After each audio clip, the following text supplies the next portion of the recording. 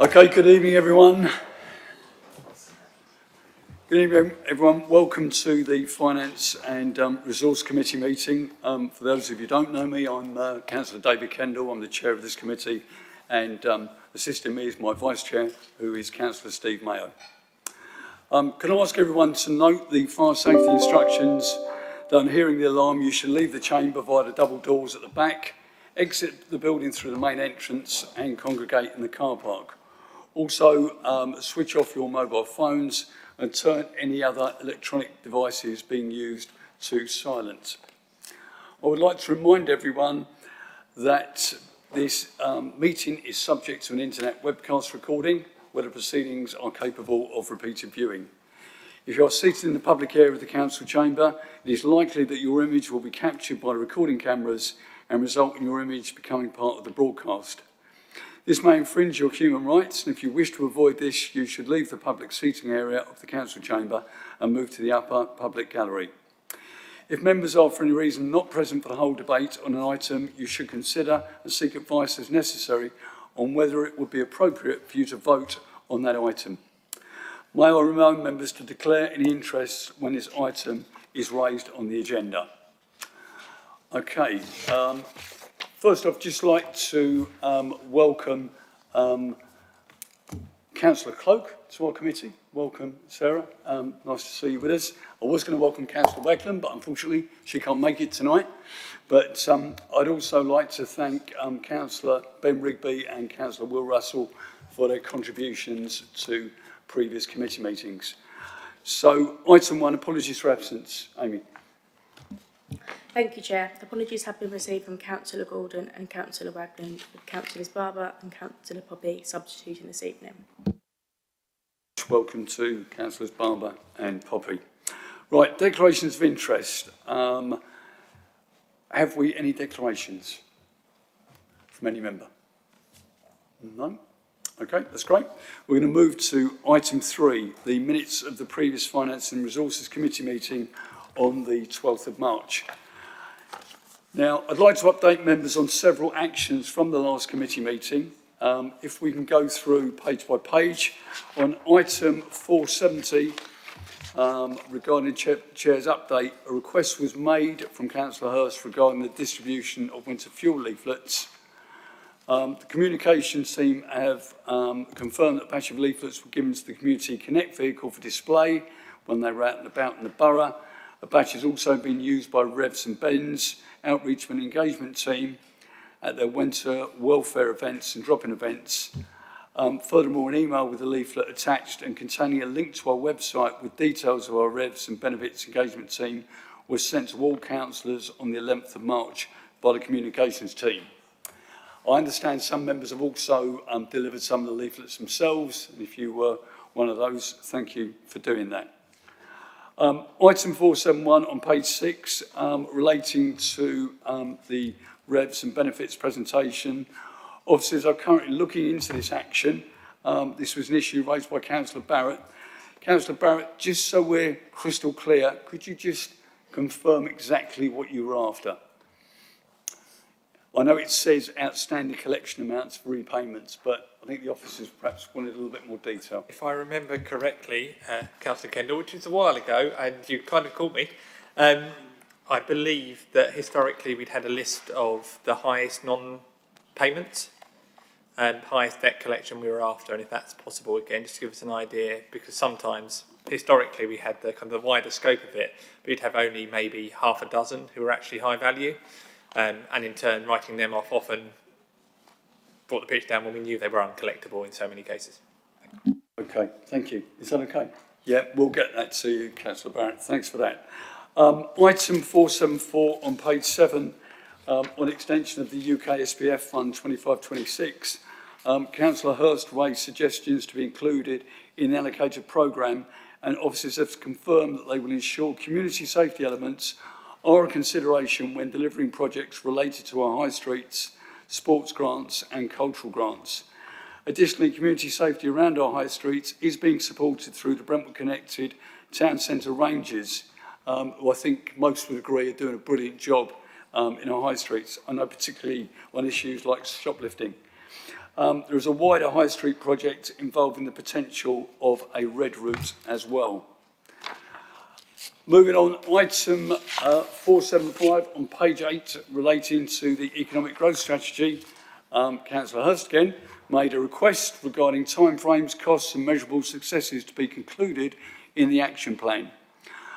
Ms Goodings confirmed that a dashboard for key statistics can be reported back on actions.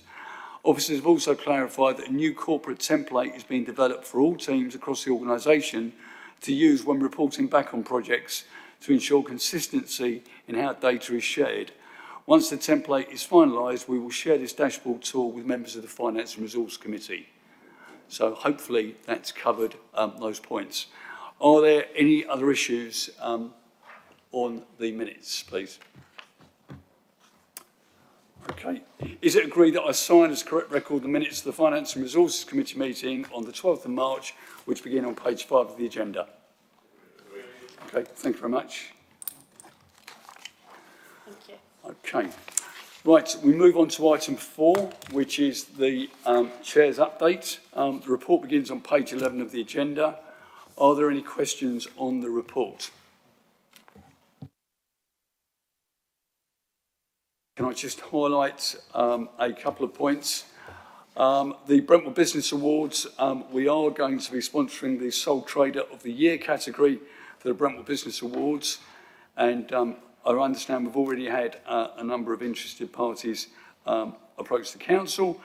The other thing is we've got a Brentwood business briefing, which is our first one. It's launching on the 9th of July, and we've got speakers covering the Lower Thames Crossing, ambitious Essex Growth Hub, and our economic development strategy. And all members are very much welcome if you'd like to attend. Let's say, any questions on that? No? Okay, that's great. Thank you. That's noted. We move on to item 5. Now, as most of you will have noticed on other committees that you serve on, we have committee work programmes, and the Finance and Resources Committee is no different. We have a draft committee work programme which has been put together by our clerk, Amy. Thanks for doing that, Amy. And this highlights some of the items that we're planning to be looking at over the months ahead. So when some people say, well, what is Finance and Resources here for? What are we doing? This is a snapshot of some of the things we'll be looking at our future meetings. If members wish to add any items for discussion, those can be considered. And this isn't the definitive content of what we'll be discussing at those meetings. This is a moving feast and will be updated on a regular basis. I've got Councillor Poppy. Thank you. Thank you, Chair, and apologies again for my appearance, given that I didn't know I was actually going to be on the committee. You're absolutely right, all the committees do have a work programme, all the rest of it, but I noticed that reading your brief, your areas you're responsible for, you've got, just to mention a few, democratic services, electoral services, corporate health, legal, HR, IT, revenue and bends. There's nothing from any of those areas. So are we saying you're completely happy with what they're doing, or is that an admission? The other thing is that we had, on a previous committee, you had a sort of a workforce overview giving numbers of staff turnover and this sort of stuff. I noticed that's not there anymore. I didn't know, is that because we're losing too many staff and we don't want to talk about it, or is it because we just haven't bothered? Thank you for those comments, Councillor Poppy. Right, first of all, in terms of the workforce overview, it is something that we will be keeping a look at, just because it's not down here. As I say, this isn't a definitive list. It can have items added to it at any time. So we will certainly look at workforce overview. In terms of the other areas that this committee is responsible for, basically what happens is the committee clerk, which is now Amy, is in constant discussions with those managers and heads of service, the same as Paul Birkinshaw is as well. And any items that we feel necessary for coming forward for member discussion or decision making will come to this committee. What we've tried to do is reduce the amount of information items, because one of the criticisms coming from the opposition was we had too many information items on previous committees. So we're trying to make it more decision-making items. But that's not to say if there's a specific area of the council business, be it digital, be it customer service, communications, if you would like to see something on there, we can certainly have a look at it. Got no problem with that at all. Councillor Poppy. Not asking for a report on all of those things, but I am asking for what, you know, something on the worksheet, because that would then tell you what exactly is going on. I'm not asking for a report at all from officers, and surely it's not. I don't know. I never chaired Pred, but I've vice chaired it. I don't expect the clerk to be sorting out the thing. I would expect you as chair to be asking what's going on. Well, I'm quite, in terms of the day-to-day management, obviously, of the staff and the operation, as far as I'm concerned, that is obviously devolved to the officers. I get directly involved when there are issues and specific problems. We have had some issues. We had an issue on the customer service side of things, which we reported back to this last committee, and that was responding, obviously, to an event and a situation that we faced. I think that one or two members have raised concerns in recent times about out-of-hours service and out-of-hours contact, and I think a sheet came out from Paul Birkinshaw on that, and I believe that's also going to be looked at by, I think, scrutiny committee as well. So across the various committees we've got, be it audit, scrutiny or here, we will cover issues. But as and when an issue that we feel, or I feel, is important to come before this committee, we'll do it. But we will not be reporting for reporting's sake. It's as simple as that. Councillor Hurst. Thank you very much, Councillor Kendall. That makes sense. I mean, we don't want just sort of things to note for the sake of it. But there are some quite significant pieces here which fall under this committee, which really do affect our residents, and where there are some big changes taking place nationally, not least around revenues and benefits. You know, that's something which the national government is considering. It will have an impact. So, is it the case that, in terms of scrutinising and understanding how well we're doing there, that falls to scrutiny committee? Are we effectively asking them to look at the big bits of this that need to be looked at, or is it something where we can expect to be getting feedback from yourself under your chair's update? I think one way or another, we probably should be hearing about what's going on in revenue and bends, what's going on in ICT, what's going on in HR, what's going on in health and safety, what's going on in customer services. Not all of them. You've got a huge list that there. Yeah, we don't need you to tell us what's going on in democratic services unless there's a crisis. But I'd just kind of like a reassurance from you about whether we've referred those items to scrutiny, or whether you're doing that and will report back through your chair's report. My brief to the offices is very, very clear in terms of where there are, because there's a number of national government changes, as you know, in your position that you do outside of this council as Police and Crime Commissioner. There's a number of government changes, and fire, of course, thank you. There's a number of changes which are happening, which obviously do directly affect our residents. Now, as far as I'm concerned, be it on revs and bends, and I'm sure we'll take a note of this, if there are things on revs and bends which are directly affecting our residents in terms of the service that we offer and the support that we offer, yeah, then obviously we will report that back, as far as I'm concerned, from this committee. Okay. If there's areas, obviously, of our operation that people feel that need to be scrutinised, the scrutiny committee, they're obviously at liberty, same as any member is, to make a request to the scrutiny chair to ask for something to be looked at. Yeah. But where they come under our remit and there are changes, be it in digital services, if there are specific changes in digital services that you know, are important, are going to make a difference to our residents, we will report them back. But if basically we are, if you like, continuing with that service, okay, and there's no specific changes there, yeah, then we will leave that, if you like, where it is. You know, we're not going to be coming back just, as I say, for the sake of it. It won't happen. This agenda is about getting things done, moving things forward, taking action. Okay. Right, any other questions? Okay, Councillor Parker. Thank you, Chair. 1.6 on page 20. I think you've gone on to the next item, Keith. Have I? Have Yes. I jumped? You have. Oh, good. Turned Well, page too many. oh dear, so I have. I'll have to make an aeroplane out of that bit of paper. I won't do it again then. Thank you. Right, anyone else on that item? No? Okay. I'm going to move the recommendation. Do I have a seconder? I'm happy to second. Okay. All those in favour, please show. Unanimous, Chair. Thank you.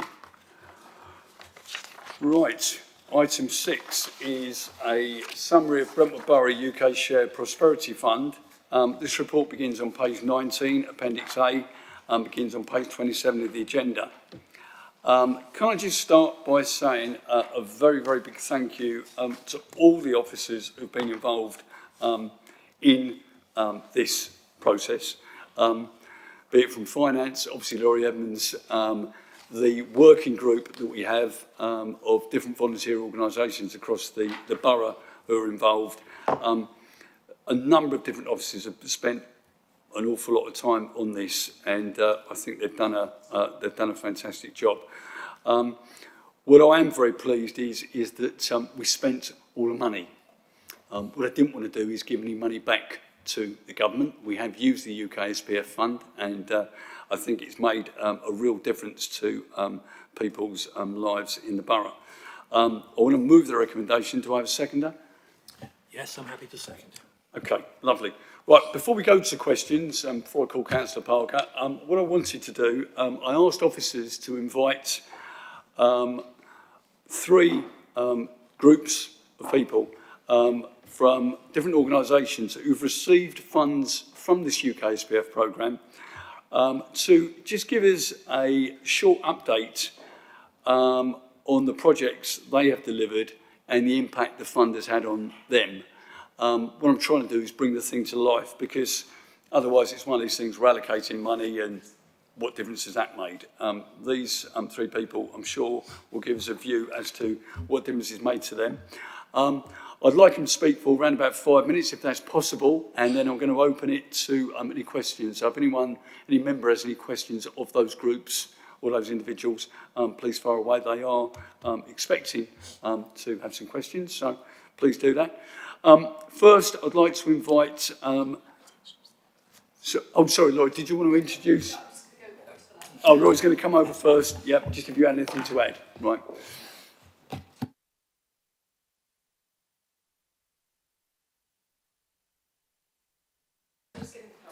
Okay. Did you want to add anything to start with, Laurie, or not? No? That's great. Okay. The first person I'd like to invite is Madge, not Mad, maybe she is, Madge Birch to speak. Madge is from the Big Smile Collective Youth Art Factory, who I know does some work out at the Hermit Club, because I went down and saw what you do. And thank you on behalf of the committee and other members for the great job you do. You received some E6 cultural grant funding, so if you'd like to come up, that'd be great. Thank you.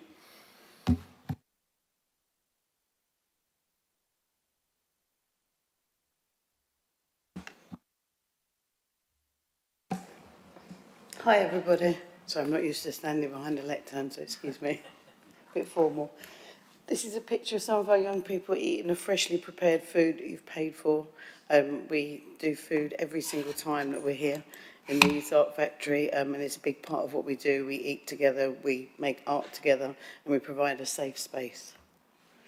So what is a Youth Art Factory? It's a creative and safe space. It's been designed specifically for young people who maybe have been through the care system, who might be refugees, who may be neurodiverse, LGBTQIA, or in other words, people who don't necessarily fit into particular places. So we've made it really welcoming. We have lots of staff to look after them, and we've designed that specifically so that they feel comfortable. So this person, we've done a case study to kind of bring it to life. VR came at the very beginning. We were funded a small amount last year as well, which enabled us to do a pilot of the Youth Art Factory. She's been there from the very beginning. She's celebrated 2 birthdays with us. She's been through bullying at school, and we've got her through that. She's now comfortable in her new school. She loves it. She comes along. She's able to act her age and mix with her peers. So what our funding was used for? So mainly it was used to provide 48 weeks a year youth provision. And within that youth provision, we bring in professional artists, including ourselves. We've also brought in people who are doing things like screen printing, poetry, lots of other activities as well. And the unique part of that is that the people that we're bringing in are professional artists, so they're coming in and they're teaching young people with a slightly different viewpoint. They're sharing their career, how they got there, and helping those young people to find out more. We were funded, as I said, for a pilot year. We then ran a full year, which is absolutely amazing. It's enabled us to test out everything that we wanted to do, and we've been able to show that that is a really successful way of working. And we have a high adult to child ratio, so that enables us to support people. And we've also added in during the year a counsellor who comes on a regular basis, 1 to 2 times a month, to provide counselling. The impact the funding has had has been absolutely massive. Not only have we got 30 people who've been attending regularly, plus 30 more who've popped in from time to time, and they've all had the joy of coming in and just chilling out, seeing their friends, doing art and having fun. We've also developed partnerships throughout Brentwood. We've been able to work with the people that we already knew and expand that. So, for example, we've been in Brentwood Theatre doing artist things, but now we work with Brentwood Theatre and we brought the young people in for a backstage tour of the theatre, which they absolutely loved, and they got to see the set of a performance that was coming. We also linked in with Strawberry Fair, we've linked in with Brentwood Art Trail, so we've really sort of made sure that the young people have a chance to both contribute to things and to understand what's going on for them locally. And how this has set us up for the future, in many ways, this has made a massive, massive difference. So thank you all for what you've done, both for us and for the young people that attend the club. They all absolutely love what they get. They come with a massive smile on their face. They enjoy Saturdays. They enjoy coming in the garden, seeing the murals that have been paid for also from this. So there are 3 beautiful murals that have been done in the garden, which the young people get to enjoy every time they go out there and play. The money has paid for that. It has also helped us to interact with people like ARU, who've done some research projects around reaching hard to reach young people, and also other areas, for example, Chelmsford, Barking and Dagenham, Havering, are looking to what we're doing here, because this is the first time we've been able to run this pilot. We really want to expand it in future to other areas, but what's really important is that Brentwood is the first place that's done this and will continue to be the home of the project, so thank you so much for that. Oh, and one last point, actually. We achieved the gold standard in the Youth Work Quality Award, which we're extremely proud of. They came down and inspected what we're doing. So not only are we offering a creative environment, we're also offering a safe and educationally sound environment as well. Great, thanks, Madge, for that presentation. I think it's safe to get that award, the gold award, is fantastic. It's a testimony for what you're doing, and I know when I came down and saw what he did, I think it was very, very good. I'll open up to any questions. Anyone got any questions, any points they'd like to make? No? David, Councillor Wood. Yeah, thank you very much. Great presentation, and that fantastic achievement in getting the gold award at the end of it. Obviously, you've had a chunk of money from the fund, and that's enabled you to really expand enormously. How secure are the foundations of that expansion, given that the UK SPF won't be there forever? One of the things that has enabled us to do is to create a community interest company. So what we're hoping to do now that we have that is to be able to apply for longer term, more sustainable funding. We certainly have the intention to keep applying. There's one fund, for example, I'm looking at, which is 3 years of money. It's around youth violence. I'm also currently applying for an Arts Council grant of 30,000, which will enable us to carry on with the work that we've been doing with, also, I didn't mention, we're trying to create a book about the young people. So hopefully, obviously the world of funding is tricky. We can't guarantee anything, but we are actively looking for other grants, and we're looking for like three years or even 5 years of funding, hoping that we can continue this. We have a licence with the Youth Centre, which can continue indefinitely as long as we meet their requirements. So hopefully it's something that can be a long-term club. Thanks, Councillor Worsfold. I think it's a very important point to make, because we all know nothing lasts forever, and I think with UKSPF, it may come under another name under the new government as such going forward, who knows. But I think it's important, obviously all sources of funding you can find are very, very useful. I think I did mention to you, perhaps try the Rotaries sometimes, you know, the Brentwood Rotary and some of the others, because particularly the young people's projects, they are interested. Yeah. Whether they can support or not, I don't know, but it's worth trying. Yeah. And now that we're a CIC, it's easier to look for community funding. I think as a limited company who are doing community initiatives, it was much, much harder. We have been extremely lucky that this year, because a third of the children at the club are Ukrainian, we have actually managed to secure further funding through Homes for Ukraine. And one of the conditions that is making sure that that ratio continues, that we are helping a significant amount of Ukrainian young people. So for this year until March, we are guaranteed, and obviously I'm already looking at the next year. Thanks for that, H. Okay, thank you for your time. Appreciate you coming.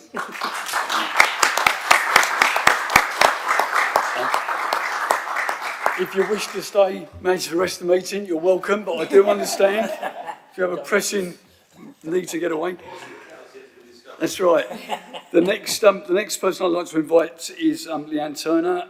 Leanne is from the charity Aching Arms, who took part in the E23 Get Set Grow Business Support Scheme. And I was there when Leanne did a presentation. I believe you won that, didn't you, Leanne? Runner-up. Oh, runner-up. You know, runner-up. Very close, very close. But there's some good ones there. But Leanne, over to you. Thank you. Thank you so much for the opportunity to speak tonight. I don't have a whizzy, lovely presentation, so I'm simply, if you can hear me, I'm going to speak from the heart about what we do. So my name's Leanne Turner. I'm the founder and CEO of Aching Arms. I founded Aching Arms tomorrow 15 years ago, walking through the Woodman Road Cemetery 1 year after the loss of my son James. I was at absolute rock bottom. I'd had a really successful career I was still working in the education sector. I worked as a secondary school teacher and worked for Kensington and Chelsea Council in their school improvement service, and the world fell from under me when I lost James. Walking through the Woodman Road on that Mother's Day, I decided I needed to find a way to stop just existing and start living again. And I did that by thinking, if I help other people, maybe I could start to heal and help myself. So I started off wanting to have 10 little comfort teddy bears to reach Queen's Hospital in Romford. Now, 15 years on, because I've only got 5 minutes to tell you the history, 15 years on, we've donated over 50,000 bears to 195 hospitals across the UK. We've been an integral part of a bereavement pathway for the NHS now. And we do training with midwives and nurses. We do training in the workplace for employers to understand how to support bereaved parents. We consult on policy and advice for employers also. I'm the secretary of the Pregnancy and Babies Charities Network, which is a national network of the baby sector charities. I'm currently secretary of that, and we are holding the government to account. And you will have heard yesterday the announcement about the rapid inquiry into what's happening in maternity services. People need better support and care, and I'm delighted to say in those 16 years since I lost James, care has improved. The care I had, I saw a problem. I saw that midwives and nurses didn't know how to engage considerately and compassionately with bereaved parents. That has changed, and there has been improvements. I'm aware that standing here today, it's very unlikely that I'm the only bereaved parent here. Sadly, 1 in 4 pregnancies end in loss, and still around 13 to 15 babies are stillborn in the UK. The UK is not the safest place to have a baby at the moment, and that's what we're all working towards, making it the safest place. Now, how does this relate to the Prosperity Fund? Because we're not arts and culture and sport, but what I've been able to do, thanks to the funding here, is I've been able to access the Get Set Grow. Now, I've sort of had this epiphany this year, 15 years on. I've been working doggedly to get into health professionals, into their world, into their minds, into the care that happens. But you probably don't know about us. Very few of you will have heard of Aching Arms. But I've been down there on Victoria Road for 15 years working away at building this charity. So the Get Set Grow, when I asked, can charities be a part of this? Or is it an exclusive business world? And the answer came back, yes, of course you can. That was the opportunity for me to step into the light, and the reason I'm here today. So the mentor that we had, Sarah, she helped me actually stand there and blossom in a way and go, do you know what? I've worked a lot of this out myself. We employ 13 people, 7 of whom are residents in Essex. I thought, hang on, you guys need to know about this because you need to help us. We've got 7 people in Essex that if the charity folds due to lack of funding, that's 7 people out of work who are doing really meaningful, powerful work and making a big impact. So it's helped me step out. So to Get Set Grow, just having that inspiration and getting the contacts. And it was Sarah who said to me what Laurie does, what her job is. I was like, I've met Laurie lots of times. So this is what she does. Go and speak to her. And it just gave me the confidence to do that. So I'm really delighted that that's helping. Through that, we were then, I was then chosen to do the big pitch. I'm not going to lie, I wish that £10,000 was real. It was an imaginary £10,000. And I became the runner-up. And just having people from the council, meeting David and your counterpart in Rochford, and having other business people in the room actually hear about Aching Arms. And the fact I want to step out of the shadows. We want to have a presence in Brentwood. I want you to know about us, and I want people to be able to, you to be proud of a charity that's talking about a really difficult subject, but for you to go, actually, we're doing something about that here in Brentwood because we've got this fantastic, nationally recognised, really well-respected charity born out of our community and the people in the community. The other thing that the funds enabled us to do was to attend the South Essex Business Show. It's not easy talking about pregnancy and baby loss. It's upsetting. And to be in a business show, people walk along going, why are you here? We're here because we look around and so many people came over to us that day and shared their bereavement, particularly men. More often than not, in the business sector, in the business places that we end up, whether it's a corporate conference, for example, it's men who come over and say, this happened to us. So we have got a new campaign that we're going to launch. We have launched in April. I mentioned it to you, David. It's called Offload, and we're trying to target the construction sector. And that's a conversation I want to have more with you. We know the construction sector has the highest rate of male suicide. Many men suffer in silence around pregnancy and baby loss because it's seen as a women's issue. So, all that to say, it's given me, hasn't given us money in the same way that Madge described in terms of a pot of funding, but it's given me confidence and it's helped us sort of put our heads up above the parapet and go, actually, I'm really proud of what we do. It's born here. It's quality what we do. Today, my team surprised me, which was amazing, for a 15th anniversary party on Crown Street. We rented a little space there and they surprised me. There was 14 of us in the room, staff who have worked hard and passionately for Aching Arms. And so, yeah, that's what I want to say that this project did for us. And you're welcome to ask me any questions. I know there's lots you probably want to know about the charity, and I'm happy to talk to you at other time about that, but any questions now? Okay, thank you for that, Leanne. Great presentation. Any questions at all, Leanne? As I say, can take it offline after the meeting, but or if you want to have a chat with Leanne, can do that. But anything now? Anyone? Councillor Coe. Thanks. Yeah, Leanne's charity resides in Brentwood West, and it was really nice to be approached by Leanne a few months ago to discuss the charity. I hadn't been aware of the charity that existed there in my own ward, where I'd been a councillor for some 6 years, and it was really fantastic to make that connection and to have that discussion and to know more and to be able to speak about the charity to others as I have done since then. So I think it is important to look at the different ways that people can benefit from the funding and the resources that come through these schemes. Actually, it's not necessarily, as you say, just about a pot of money, but it's about how do we come forward. So not a question, but I just wanted to say from my side as a councillor, it was a really great connection to make, and I was really happy to hear more about that and to see, you know, as you say, a Brentwood West homegrown charity that's now nationwide and making such a big difference. So yeah, thanks for your work. Thank you, Sarah. I really do appreciate that because yes, money makes a massive difference and it's really difficult at the moment. Don't get me wrong, but the more we talk, the more awareness we raise, the more families get support and those families give back. And it is disheartening. So I have looked through the recent funding that's out. We don't fit into any of the categories. But that doesn't mean that we're going to stop growing and we're going to keep focusing, speaking to corporates, speaking to employers, speaking to yourselves and saying, where are some opportunities, where are some introductions you can do that actually we can get funding? It doesn't have to come from government funding, but what are some, who do you know that actually this really sparks a chord and they might fund or get behind? Yeah, so thank you.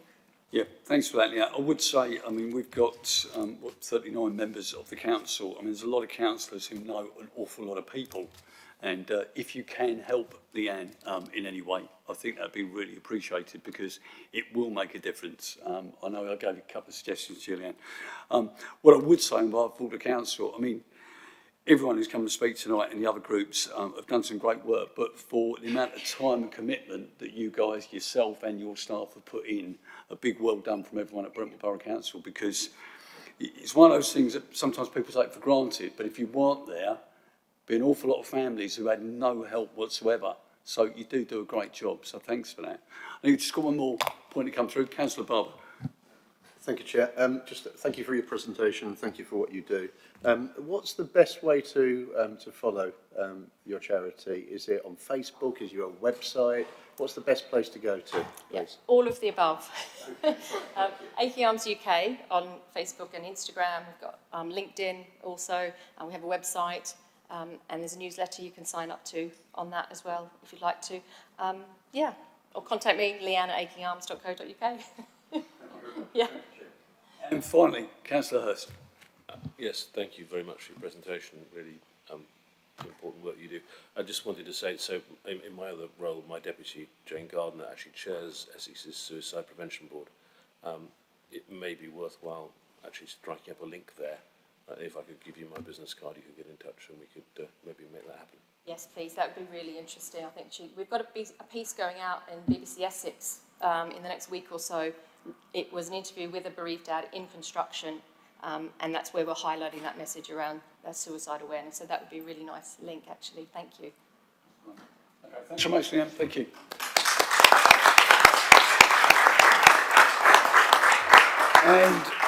And finally, not last, I'd like to invite Anthony Sherwood, Matt Pengelly and Matt Barry to speak, who are all from the Brentwood Eels Wheelchair Rugby Club, who received some E10 sports grant funding.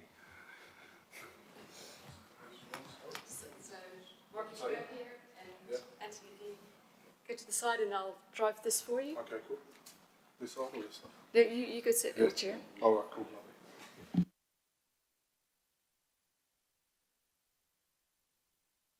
Yeah. Nice. Cheers, guys. So, yeah, thanks for having us. Firstly, very humbling here from Madge and Leanne. Yeah, it's quite surreal, really, to be a part of a cohort for some niche subjects, but very needed in our borough. But yeah, just to introduce us, Brentwood Eels. Firstly, I'm Anthony Sherwood. I'm the chairman and head coach of the men's team. Our club has been around since 2004. It started at Holly Tree School, I believe, by some northern expats and some Australian expats that were part of the Essex Eels in Basildon, the first professional rugby league club in the region. And we've grown then from a primary section club, focused, obviously, Holly Trees is a primary school. And then we've expanded later into youth boys, creating lots of pathways into the professional game in London Broncos, in England, and even the NRL. Later, I got involved in 2014, and we sort of transitioned our first youth players into a men's team. And then that's where the fun started to begin after that, and we made the Challenge Cup. So you've actually got a team from Brentwood that's won in a major competition. I'm not sure if there's any other sports that can say that, so I'll make the most of my airtime saying that. And then we grew rapidly, as obviously we got a lot of exposure from that, and we tried to make the most of that and make sure that the club was for everyone, not just for boys and men. And then we grew rapidly into a ladies section, and then we grew a girls section in 2022, and then we started our Eels on Wheels following the Rugby League World Cup that was actually delayed. I don't know if any of you remember that, due to COVID.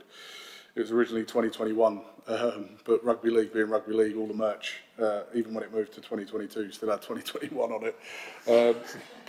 Yeah, that's where we initially started the idea and the expression of interest of that. And I don't know if any of you went to any of the games, but there was a cluster of games that were hosted at Stratford, the Olympic sort of hall there. That was really good, and we took a lot of club members to that. But yeah, just a little bit on wheelchair participation. So it is really for anybody. We've got a little rugby league saying that rugby league is for everybody, but anybody, but not for everybody, because it is a certain style of play. And Mark will probably go into that a little bit later with a smile on his face. But it is literally for any able-bodied or disabled body, man or woman, or from the age 14. Really, so we put 60 plus there just because we didn't want to hand out any of our older players, but you can play older than that. That's the first slide, Larry. Oh, the video, yeah. So we'll give you a little bit more context on the video. We had a video from Active Essex. There's a few things that we're doing as a club that we'll expand on, like the next phase of UK SPF funding. But this video was partly because of the funding we've received so far and trying to get it out there in terms of like the exposure of the club and what we're doing. So hopefully you enjoy this and just avoid my moustache. The only wheelchair-based sport in Brentwood, so there's not many sports like this that anybody with disabilities can get involved in. Rugby league is the most unique sport, so to watch people experience a sport that are not able-bodied for the first time is very cool. Being an ex-Marine, I suffer from PTSD. Joining the club where you've got like-minded people, we get on together because we're in the same predicament. And that's why I just love this club down here. It wasn't really until this club come about that I was able to be part of the team again. For me, it's a really big thing. Really enjoy it. A lot of our participants that are already, disabled and maybe not working, for us to be able to supply a chair for them that's ready to go, and all they need to do is turn up and play. This funding has enabled that really, so that's really, really special. After losing my leg, it was just quite hard to find something to go and do with other people. You don't always feel included, and you go to certain things and go, oh, I can't do that, or I can't join in. As soon as I found this club, it's about having fun, being back part of a group, a team environment again. It's a really good community, regardless of your disability, and that's, a fantastic feeling. Such a range of abilities, but everyone's included, so it's lovely to always have that, because other places there isn't always that, and it's great that we've got the funding and the ability to do that every Monday. Cool. Thank you. Yeah, so what has the funding helped us with? So obviously the 10 wheelchairs, RGK, top of the range, rugby league specific, they are engineering feats. Some of them have got aerospace, aluminium or titanium on them. I keep being told when we're purchasing them, and getting parts of them, and then obviously the maintenance of 16 plus chairs. So just to bring you back to a little bit of a history point of when we got our first expression of interest, there were some chairs actually tucked away under the stairs at the Brentwood Centre that we initially used to start this. So we was using borrowed chairs for this that we have used the funding to maintain. We've loaned them to local schools, local clubs, and we'll talk about a little bit more later about what other clubs in the borough and wider county that we're trying to support with Send Sports with those shares that were originally just derelict. We're getting the life out of them for sure. Recruitment of coaching staff and obviously training them up. Everything needs SPC, DBS, and relevant coaching accreditation nowadays. We've also been a part of defining that coaching content, really, because there wasn't really, the sport's still quite niche and early. We're sort of helping grow the sport with our nationally governing body in the RFL as well. And then naturally, to try and keep it free, we're obviously having to pay out for the pitch rent. So that's training at the Brentwood Centre every Monday night. The guys want to train all year round. We're not used to the summer season of rugby league, so they're very much in there in the winter as well. And then also paying for the games and the activities that we've done at the centre as well. So, yeah, that all adds up, especially if it's all year round. That's pretty much it. Obviously, the kits that you're seeing as well have been funded by that. So if you've ever seen any merch from that Mark's wearing or the team's wearing, specifically the wheelchair, that would have been funded by UK SPF. So what we're doing next, we won't be buying any more kit, I'll tell you that much. But what we will be doing is trying to recruit a dedicated SEND officer. As I said, this is a very niche sport. We are the only sports club in the UK that has got offerings for children from 7 to adults, male, female and disabled. So that's quite a big feat for your borough to have, and quite a big thing for me to say as well. Makes me every time. But yeah, what we want to try and do is expand our current existing squad, give Mark some more teammates to make friends with and bash up, and then increase the awareness locally with the schools. So one of the things we've been doing with our on-field side, we call it on grass and on field, is our team that plays at Old Brentwoods for our men's, ladies and youth there. We've been doing a skills programme, so that's SCHEELS, so school and Eels.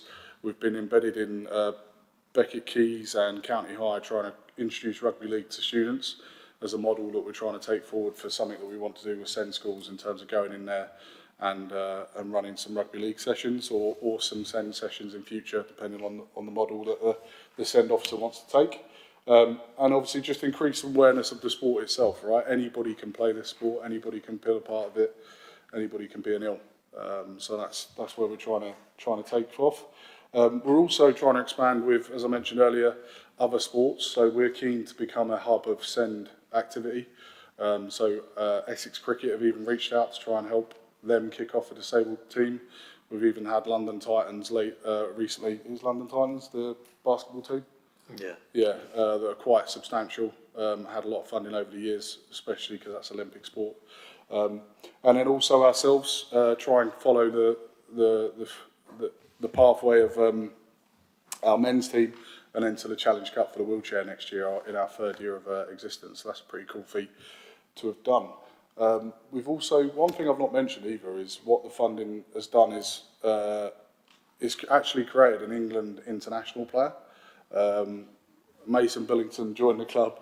I know he's he's a good lad, but we're waiting for him to come back and show us his cap, just put it that way. But yeah, he got involved with the club because of this funding, joined and played a game, got picked up straight away by some referees and coaches that were down from the England setup, and then later that year he actually debuted for England and scored 2 tries on his debut, and is looking to go to the World Cup next year. So some of these things wouldn't, like, as much as this impact, and I'm sure Mark will talk about that, what we actually started this for, things like that we just couldn't have imagined has started as well. And we've got, I think he become one of the 15th international that our club has produced across men's, ladies and wheelchair. So yeah, that was that one. I think that's it. And then Mark, yeah, sorry. Oh, me. Okay. Yeah, I mean, what does this stuff mean? It's changed my life, really. It's an incredible sport. It's a disability sport, but it's not about the disability. It's about the ability. You know, it's a group of guys that turn up every week for training. Whether they're amputees, whether it's spina bifida, whether it's cerebral palsy, hereditary spastic paraplegia, doesn't matter what the disability is, or even if you have no disability. You know, people turn up, jump in a chair, and we're all equalised. It's all about what we can do in wheels with a rugby ball. It's a great laugh. It's a great chance for people to just get together and actually forget about everything in the outside world. It can be carnage at times. I mean, you know, you're going around in a set of wheels as fast as you can, basically trying to take each other out. When you have a life of disability, there's a lot of anger. I'm also a counsellor in my spare time as well, and working with people with disability, there's a lot of anger that can't get expressed. Something like this really makes a big difference. You know, before this was about, I was looking to get involved in rugby, whether it was rugby union, rugby league, or any team sports. There was nothing. Closest was in Kent. I live over Southend way. It just wasn't possible with working full time. You know, now I have this. It's, as I say, it's life changing. It really is. My brother comes along and plays. He's not a wheelchair user like me, but he has the same condition. He also has Asperger's, so his connection with people isn't great. But yet when he's playing with us, with the Eels, it's completely different. You know, he just connects with everyone. It really does make a big difference. And, you know, the talks of the next level of basically trying to introduce other sports as part of this, you know, whether it's badminton, tennis, table tennis, you know, whatever it is. There's so little in terms of opportunities for people with disabilities to get involved in sport. I played tennis Southend way, and I play rugby. Tennis is okay, it's available, but other than that, it's very limited what we have available. So, you know, from the bottom of my heart, thank you very much for allowing me the chance to play rugby. It really does mean something. Thank you.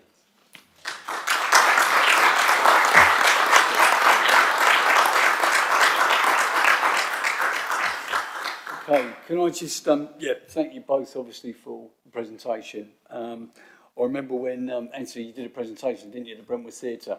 A little while ago. Yeah, I remember you standing up and doing one, and I thought that was good, but tonight's even better. So well done for that. That was excellent.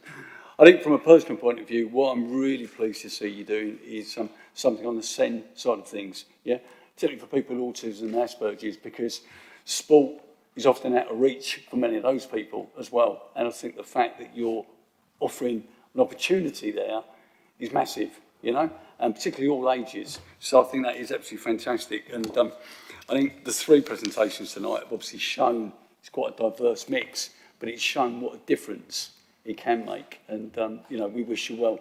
If there are things you think the council can do to help and assist, it's not always money, it's who we know, it's contacts, everything else.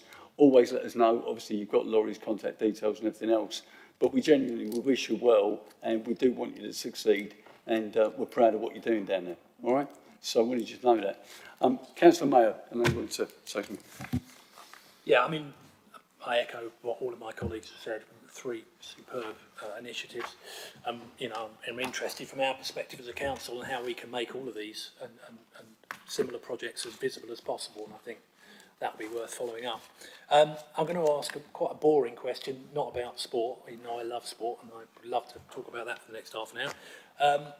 How did you guys find out about the availability of the UK SPF fund for the benefit of this particular committee?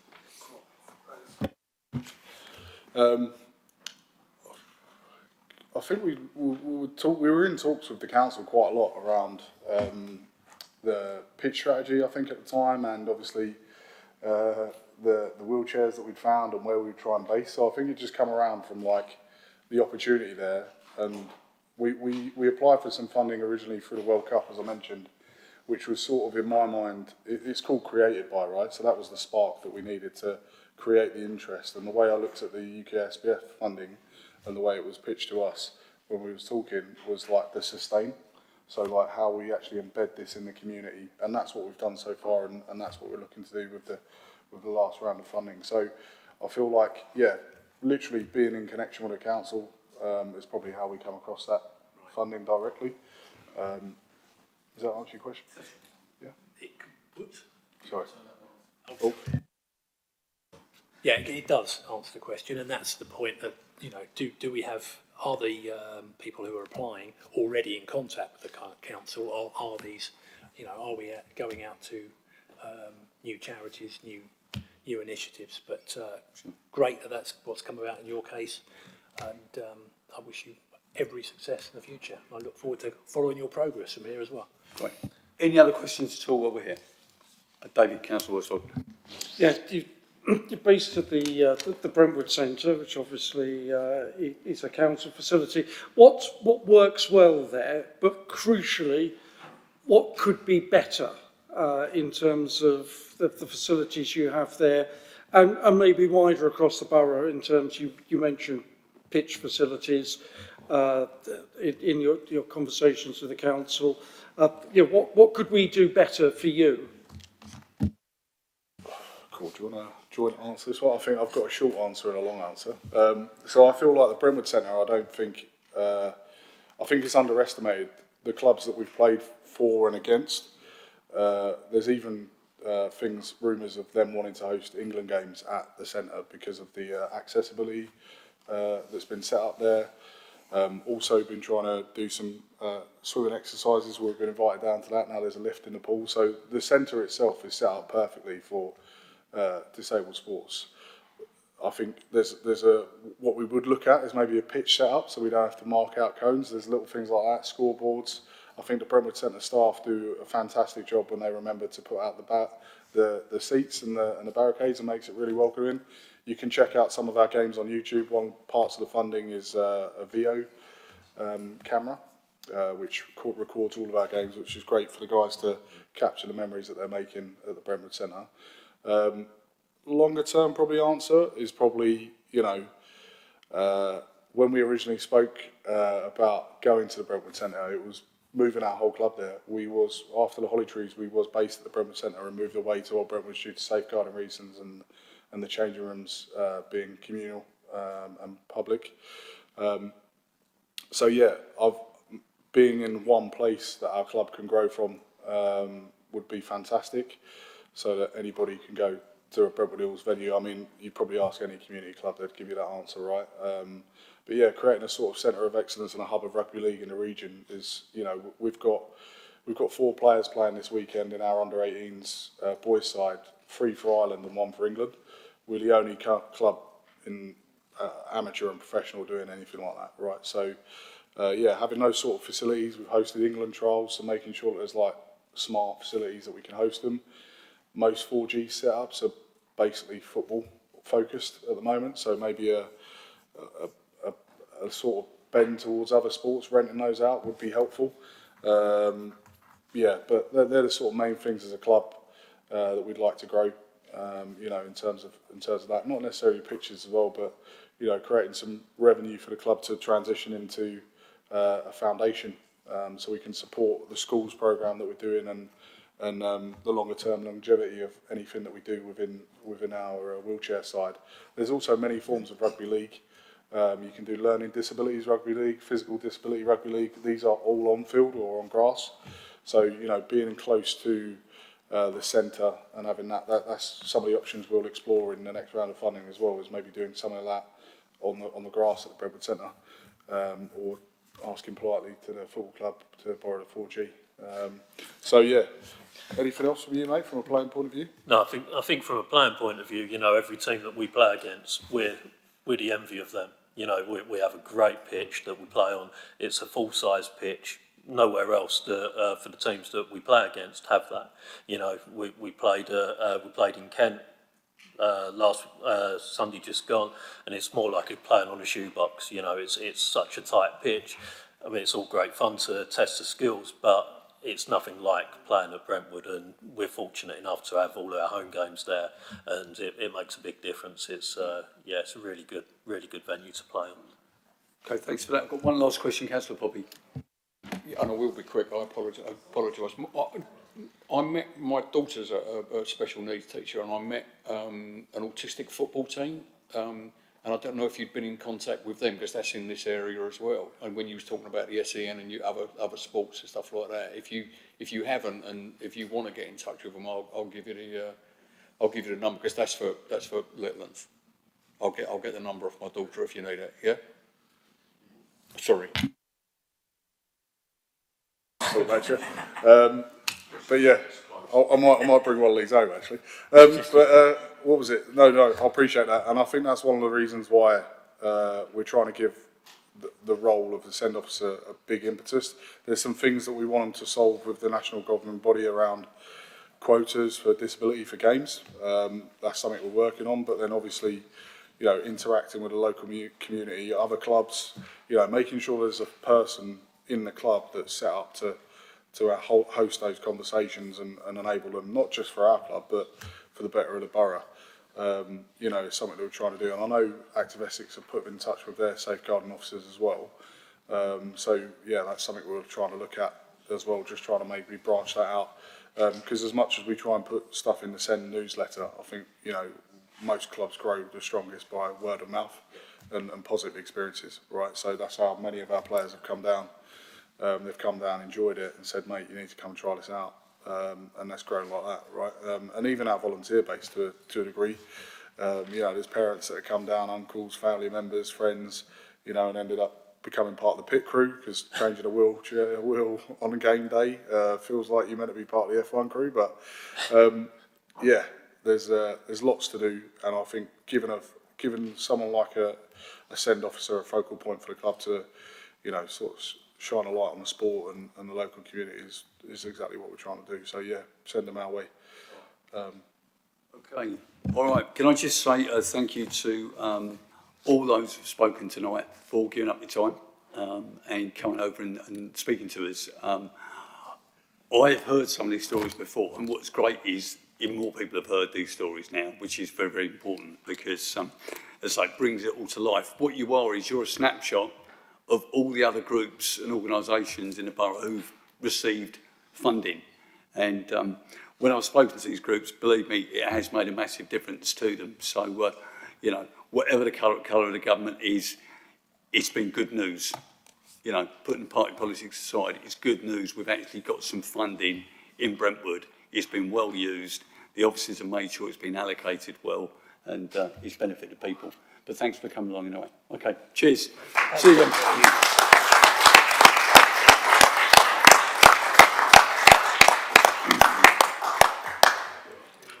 Now, if you wish to stay, I fully understand. If you want to go, no problem. Okay, right. No problem. Okay. Where's Laurie gone? She disappeared. Okay, cheers. Thank you. Right, Laurie will be back with us in a moment, but if anyone would like to raise any issues regarding the report, now is the opportunity. Councillor Hurst, thank you. I mean, what amazing people we've just seen, haven't we, really? Just been fantastic to hear what a difference we've made, and yeah, how, as you say, politics aside, what a great pot of money, well used. I'd really like to commend the people who've been involved in making sure it's gone to the right place, that it's gone to the right place.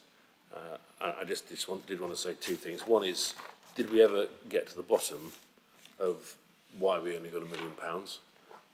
Because as I think we've discussed before, if we'd had only got £1 million, only, because if you looked at the pro rata share of Brentwood nationally, it should have been more like 2.5. I think we've discussed that before, but it's just sort of how to be a bit pushier in future would be one thing to do. And also just to say, so from my perspective, there's maybe something in future where we can, we've talked about community safety, you know I care about community safety, and clearly some of the things we've been doing with this money have had a good bearing on getting people involved in activities which are amazingly positive.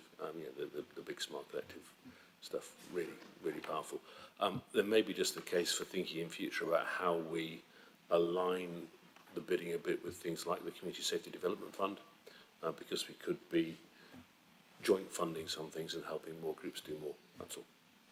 I think that's a perfectly fair point. I think that I remember when this first started under Councillor Hossack's auspices, and we were having discussions about the £1 million funding and the fact that the first 2 years were very small amounts, and then the third year was 800,000, which is, yeah, it wasn't exactly staggered over. I think next year's got about 324,000. So I think it's been very interesting and quite a challenge for the officers to go from those first 2 years to that much larger funding pot and making sure that's gone through. But you make some good points. I think what it's done is it's opened up opportunities and other funding streams of how we can perhaps work with other people as well. What I'm conscious of all the time is just the timelines with this thing, because it is really, really tight, and the officers are working to very tight timelines. So I think we can take those on board, but yeah, it's good points. Councillor Poppy. Thank you, Chair. Laurie might correct me, but as you've mentioned the name of Hossack, I was quite pleased that he always put sport in this as well, which was never in there before. I've got two questions. I think we're the only council that puts sport in the. We are. Thanks, sorry. I've just really got two questions on where the money's been spent here. Is lighting in William Hunter Way and Chatham Way car parks and refurbishment of highways public realm? I'm not quite sure what that really means. We're not doing highways work or Brentwood Council work with this money as well, are we? No. Laurie, could you clarify for us, please? So the lighting in the car parks is around community safety. So that is one of the elements of the high streets improvement. So we were very focused on making sure that we were keeping the town centres as safe as possible. The Works for Highways, that was helping to fund not any carriageway repairs, not replacing paving slabs, but actually some of the broken and dented railings, bits of street furniture like that needed to be repaired and replaced. Yeah, I think on that point, I'm sure Councillor Barrett will mention it, but the famous railings in his ward, how long was it? 6 years. 6 years, yeah, that have been bent and damaged, and we finally got those sorted. It's run by Joe's Records store, but the fact that those are back now and doing what they're supposed to do is very welcome. Councillor Worsfold. Very much, Chair. Can I add my thanks to the officers for all the work that they've done with local groups in helping them access these funds. I know from talking to many of them that initially they were daunted, to say the least, by the paperwork and the questions. Many of them had never been near anything like that in terms of government grant schemes, and the officers working alongside them enabled a lot of the smaller organisations, particularly in the arts sector, to access funds, and that's been invaluable. It's also ensured, Chair, that we spent the money too, because I think without that work, there would have been many fewer applications coming forward, and we may have been in that awful position of having to give money back, which would have been absolutely terrible. I do want to just stress how important this has been. We've heard three great stories. They're big stories. This has also reached a lot of small organisations, particularly in the arts sector, working through Brentwood Arts Council, and we're very lucky to have a well-established, vibrant arts council still in this town, because many towns don't have such an institution. And they've been able to bring a lot of the smaller organisations into the mix. And we've seen the benefits of that. The Flourishing Arts Trail is part of that. This Saturday, in the Baytree Centre, there is an arts showcase. Yours truly will be there with the Brentwood Writers' Circle. But that's going to bring together a diverse range of arts organisations that are going to enable them to set out their wares for the community and engage the community. And that actually kicks off a fortnight of arts events, which culminate in 2 weeks afterwards with a concert at the Brentwood Centre. And that's some of the things that this funding has enabled us to do. And part of my question, to the first presenters, has it enabled them to lay foundations? And what brilliant things they've done setting up a community interest company when it's given them a real basis for moving forward. But even the smaller organisations have been able to upgrade what they do and how they do it, and given them a lot more security for the future. So I think so many things this fund has done have been hugely beneficial. And I love the optimism there'll be other pots of money around. I hope there is, and I hope that we can help all of those groups access other funds in the future. But once again, I just want to finish by saying thank you to the officers, because I know that many of those groups would never have got near this money without the hand-holding. It was invaluable.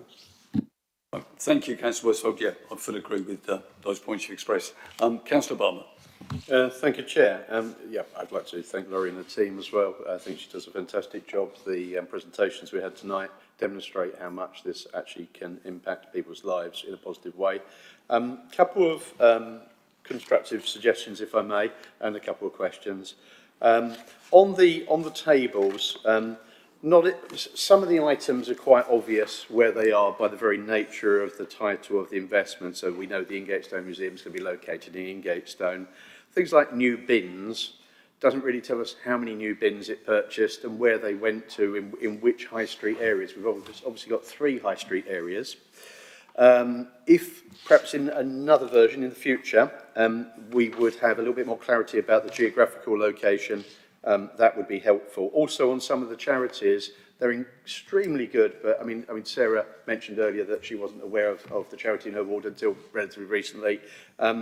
There are some which are not obvious and don't jump off the page to councillors as to what they do and how we can locate them. Maybe we could even put a website location or a link or something on there and a brief description. I think it would be quite informative.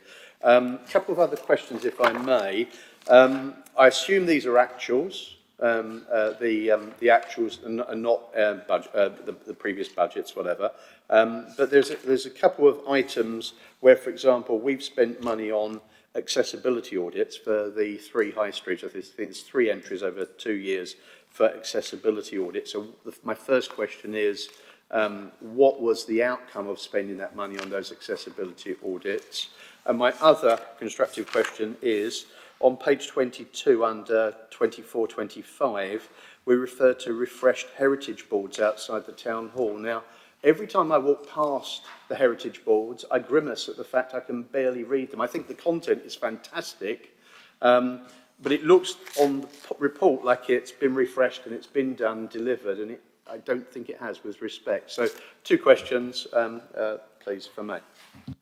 Okay, Laurie, if you could give us response on those, please. Thank you. And thank you, Councillor Barber, for your constructive comments. We can absolutely add those in. The accessibility audits have helped to inform some of the works that we've asked Essex Highways to come in to do. It will be helping to inform some of the work that we're doing around the new wayfinding and public realm project that we're working on with the assets team around the wider high street. So it's been helpful foundational work that is feeding into some projects that have happened and some projects that will be happening. And with respect to the heritage boards, they have been ordered.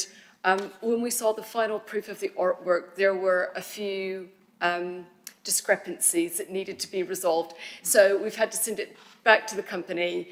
They are fixing those, and they will be in imminently. We will make sure that you know. I think there'll probably be some sort of a ribbon cutting exercise, because we're very excited about having them go in too. And can they be arranged in chronological order, not reverse chronological order, because that's the other thing that my OCD really kick in. Thank you very much, Chair. I think we'll come back to you on that one, Councillor.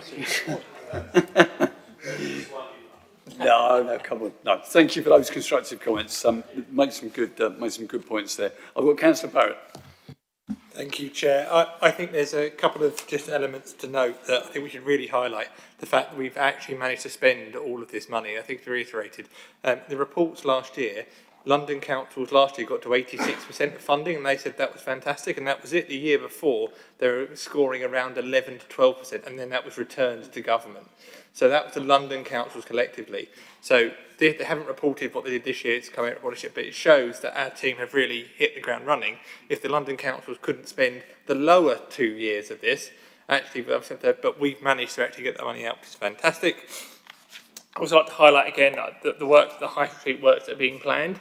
Lots of this is getting us in a position that we can actually really make an impact. The shop front work, I think, has been fantastic, seeing some of the shops, the new frontage, and actually giving us an idea of what we potentially could do ourselves for more economic stimulus, more economic opportunities, which is great.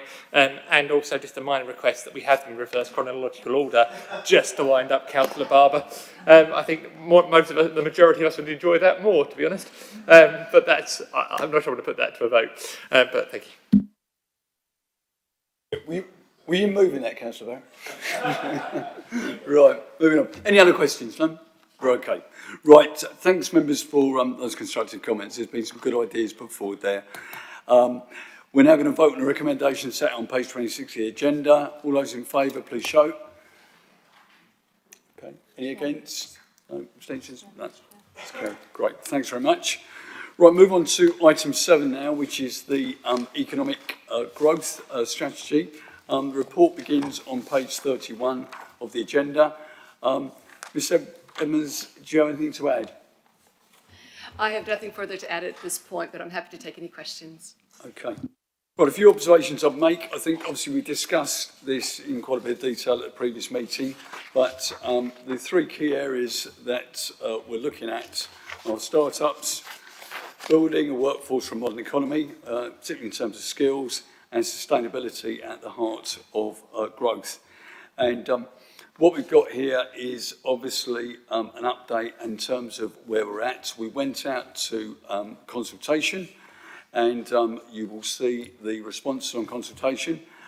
Before anyone says it, yes, we only had 14 responses, I know that, but it's 14 more than we had last time because we didn't go out to consultation on the last economic development strategy. So 14 is better than what we had before. What I would say is, out of those responses, I think there's been some good ideas that have come through. And what I've asked is that Ms Edmonds with her colleagues looks at some of those suggestions and sees how we can perhaps embrace some of them in the action plans that we have, because you can have all strategies in the world, it's what you do with the action is the key thing. So I think there's some ideas there which should certainly be sort of considered and taken on board, and where we can, we'll try and do that. We've also, as we say, got this business briefing meeting, and we're going to get some other feedback from different businesses when we have that meeting. What I'm particularly pleased about is we had the Chamber of Commerce, the Chair of the Chamber of Commerce and the Chair of Brentwood Connected come along for a face-to-face meeting with myself and Councillor Mayo and the officers, and we went through the report page by page, line by line, and we got their feedback, which was really useful. So they do feel that they've been involved, which I think is important. We've tried to make it as open and accessible as we can. So I'll open up to questions now. I've got Councillor Hurst first. Thank you. Yes, thank you very much. And as you said, last time we discussed it in some depth, and it's really good to know that we've been out to consultation. What I'm not clear on from the report, and I haven't been able to do the compare and contrast, I'm not sure what's changed in the plan or in the strategy or the action plan as a result of the consultation yet. I think you said probably nothing yet is going to be in the action plan, but we are approving the action plan today. And of course you kindly flagged in your intro about the minutes of the last meeting that I specifically asked for the action plan to include some targets and timelines and resources, and it doesn't. Not yet, but we are being asked to approve it tonight. So I'm not opposed to what we're doing. I just don't feel I'm going to have to abstain. I don't think I can actually, because we asked for it. I think we agreed. That was why it was unanimous last time that it was a good idea and it would come, and we're here next time, and it's not there. So I'm not opposed to any of it, but I would just like to see those bits come through. So I mean, I suppose my request is either can we defer agreeing the action plan until we've done that, or I will have to abstain. Okay, well, we won't be deferring. We will be moving tonight because I want to move forward with this. We've taken on board your points.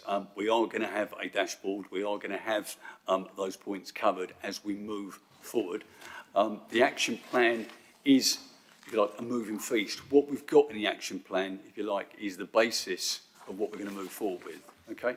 But that's not to say we might evolve that and come up with some different ideas. So, for example, tonight, some people might come up with some other ideas for the action plan, which we could consider and put in there, okay? We've had some suggestions put forward from the businesses. The officers are looking over those at the moment to see what we can do, okay? So what I would say is, we have taken on board your point, Councillor Hurst. It is important to have an action plan, a dashboard. We should have measurements, etc., but we weren't ready with that piece tonight, okay? But going forward, we will have that. And it's not just going to be on this strategy and action plan, it's going to be on other pieces across the piece that the council does, because we have to have that information. Councillor Hurst. Thank you. I'm in the position I'm in insofar as I think I'd much rather have a plan and change it than not have a plan. But can I just ask in addition, when will we see that dashboard and the more details that we've asked for? Okay, I'll just double check with the officers. I don't wish to put them in a spot. Laurie? So we can bring back the new template, the new dashboard template, as soon as that is completed. I'm told that that is being worked on as we speak. So we should be able to bring that back to the September F&R committee meeting. But I would just clarify that we've got the strategy, We do have the action plan does set out the expected outcomes, the objectives, some actions and a timeline. I think what you're looking for is more of a project tracker where it's in saying these are the specific interventions that we will be delivering, and that's at the level where we would be putting in the resource, the budget, etc. We would expect to put that into the action plan, which is setting out the strategy. At a high level, this is where we're going with it. And then I think what you're looking for is that detailed project tracker, which is what we can bring to you at the next meeting when that template has been signed off. Thanks for that, Laurie. Just at this point, I'm going to move the recommendation that we had before us. Do I have a seconder? Yes, I'm very happy to second. Okay, thank you, Councillor Mayor. Got Councillor Barber next. Thank you, Chair. Thank you for the revised plan. Couple of things. When we last discussed this, I asked the question, I believe, about transport reviews across the borough. Probably the one thing I would say that hinders and holds back our economic growth as a borough is that during school term, twice a day, it's almost impossible to get from one side of our borough to the other in a timely fashion. Obviously that leads to increased pollution and people deterred from engaging economically. What in this plan for economic growth is included to improve transport, please? That's my one question. Thank you. Well, from my perspective as chair, we do have some general discussions with Essex County Council on a regular basis about transport. We discussed with them obviously about Brentwood Community Transport, and as you remember, not so long ago, we approved some more funding for Brentwood Community Transport, and we're talking about, with County, about, how can I put it, we can maximise the potential of Brentwood Community Transport. Brentwood Community Transport is under a lot of pressure because of numbers of drivers, etc., and funding. But is there more we can do with them? Because to be honest, wearing another hat, I'm the chair of the Bus and Rail User Group, declare an interest, as a number of you know. The commercial bus services, it is a nightmare, to be honest, trying to maintain existing services, never mind develop new ones. And one of my big concerns, and I'll flag this up to the officers, is if you've got a resident who wants to get from Brentwood down to Thurrock, okay, by bus, good luck, okay? Because a number of people, if they do that, they actually get the train into London and then coming back out again, because the bus services are absolutely awful. So I think it's something we need to do, talking to different agencies to see what we can come up with. But Ms Evans, I don't know if there's anything you've got on that point. It's I know talking to Kim Anderson, I know she's speaking on the transport side, but if you've got any other ideas, Councillor Barber, where you think we should go to, we can take those on board. So I obviously appreciate that's a challenge that faces all councils of all political colours all around the country, and I'm not being flippant, but for me, it's the major thing that deters me from engaging economically by going to another side of Brentwood and doing something. And I really do think, even if it is simply to set up a forum with our partners in Essex County Council to review it, because where I am, the buses, if they can't get round because of the congestion, they'll pull the bus on that route. As you know, the 81 will not go round down along Ridingwood Avenue and Hutton Drive. And I do think it impacts so many people on so many levels. The Brentwood Community Transport is affected as well. So, and I absolutely applaud them. I would urge you to come back with a revision to this in due course with something specifically on transport in it, because I think that would be the most productive thing you could do as administration within this borough at present, personally. I probably will abstain on it just because it doesn't have that in there today. I'll thank you anyway for the report, because there's lots in there I do support. But if you were to put it in there, I would be very delighted. Thank you. Okay, I can say to you, we will look at it, but I could make, as I say, no promises whatsoever because of the limitations we're under, but we're certainly looking at if we could put that in there. That's great. Councillor Tim Barrett. Thank you, Chair. Not a member of your committee, but thank you. Just what I was going to say is that I'm glad we did go out for consultation, although only got the 14 responders. But I was actually say that reading through their feedback is actually, you know, the quality of feedback is actually there, and hopefully we can engage this quality and just increase the number. I think that'd be really useful. I would also say that, I mean, especially when you got to the any other thoughts and feedback and suggestions, there's actually quite a lot here, and hopefully we're taking that on board. Especially, I like the shout out to Younger Road. It's now in my ward, or part of it, and a lot of the time it is forgotten as the extension to the economic centre of Brentwood. But it is the incubator for independent shops in Brentwood, and you know, if we can do anything, and I hope we can do, to make that area a little bit better, that'd be great. Thank you. Anyone else who wish to speak? Okay, I've moved the motion. I have a second. I'm going to move to the vote. All those in favour, please show. Okay, against? Abstentions? That's carried, Chair. Okay, thank you very much. It's moved and passed. Right, so we move on to item 8, which is the modified scheme for housing benefit. Report begins on page 55 of the agenda. Please can I also draw your attention to the error on page 55, which states the report is for Scrutiny, Performance and Standards Committee. This report is solely for the Finance and Resources Committee. I'm sure someone was going to raise that. Councillor Hurst, sorry, didn't want to steal your thunder. Ms Stanley, you come across from Basden tonight to be here with us on this item. Is there anything you wish to add?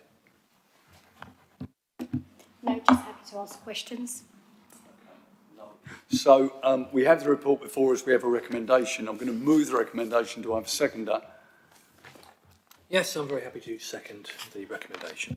Okay, and I think as members can see, this is something which has been done in the past. Although the number of claimants is small, it has made a difference, I'm sure, to their lives. So I'm going to open up to any questions. Councillor Hurst. I think you're absolutely right. This is something which may not be a large number of people, but it makes a big difference to individual lives, and certainly very pleased to support it. Tim Barrett. Thank you, Chair. Just to say, fully in support, myself and Councillor Davies put a similar motion, I think a year ago. It might have been where we included all war benefits, or took them out of consideration when we were looking at benefits. So I'm very glad that we're continuing to do that as across the board, and hopefully this will benefit those people. So thank you. Thanks very much. Anyone else wish to speak?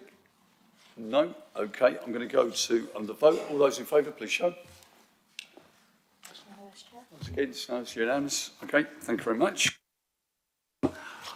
Item number 9 is the Parking Services Quarterly Update, which is an information item. What I would like to do is, first of all, just thank Stuart Anderson and Carol, our parking manager, and Phoebe, anyone involved on the parking side, because it's always an interesting one. We've, over the years, had many issues on parking, but in my view, I think we've made some real progress on parking. Report gives us an update as to where we are at.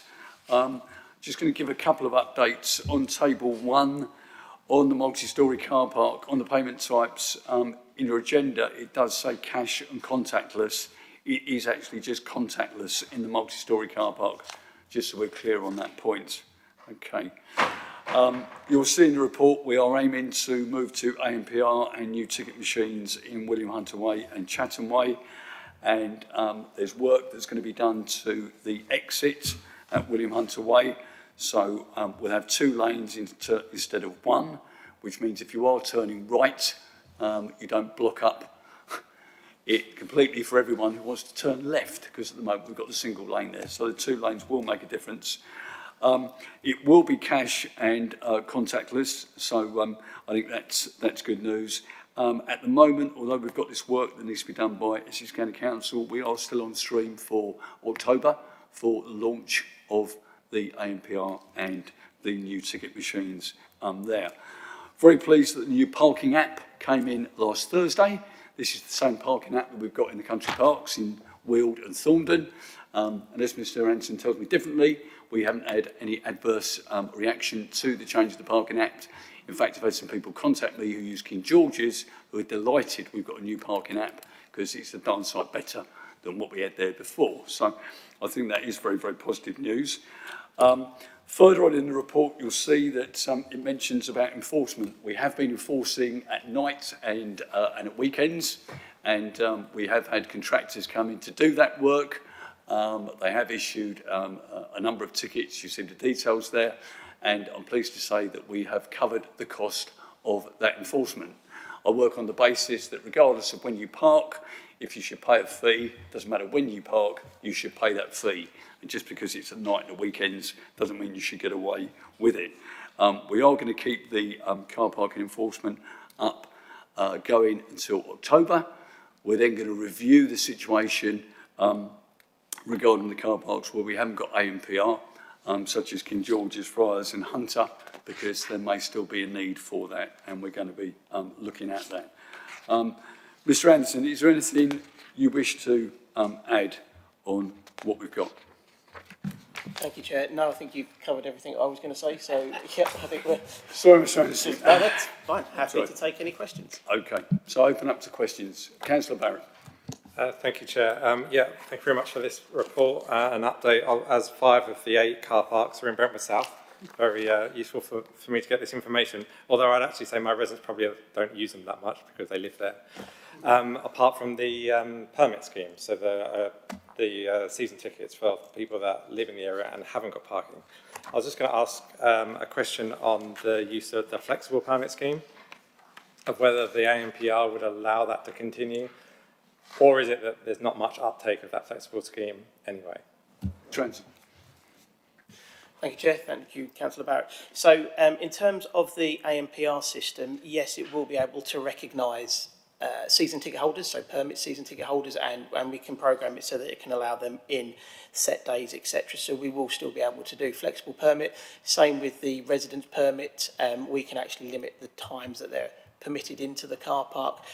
In terms of uptake, we are yet to have any uptake on the residence overnight permit, and I think that's probably a piece of work we need to look at in terms of how that's being promoted and to promote that a bit more in the area so that the residents are aware, although it's on the websites, and although we have had some inquiries made recently, none of those have actually progressed to purchase of that form of permit and season ticket. So yeah, that's a piece of work we need to look at. Yep, thanks for that, Councillor Barrett. I think the Chair, another quick question, just to say, thank you for the consideration of the antisocial behaviour that's going on at William Hunter Way at the moment, and how ANPR hopefully would discourage people by they'd have to pay to be antisocial.